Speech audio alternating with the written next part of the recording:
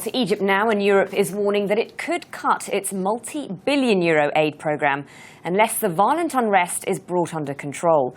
But there's no sign of that happening soon as the death toll continues to climb across the country. Arise News' Will Took reports.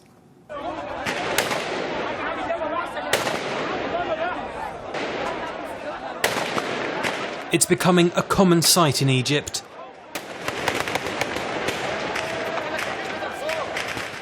In the latest round of violence, 24 policemen were killed in an ambush. The attack happened here in Rafah, a town in the Sinai Peninsula. Authorities say gunmen fired rocket-propelled grenades at a convoy of police buses.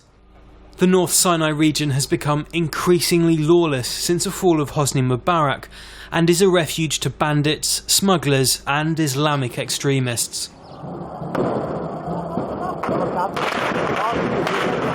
Today's attack follows the death of 38 pro-Morsi protesters in custody on Sunday.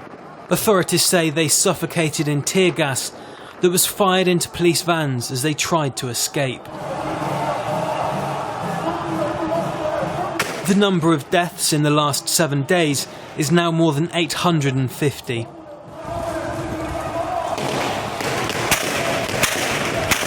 The grim statistic is drawing universal criticism from the international community. EU foreign ministers are set to hold an emergency meeting later this week.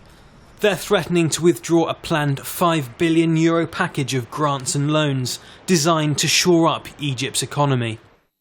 Cairo says it can live without the money, and the threat is an example of bias on the world stage against the interim government.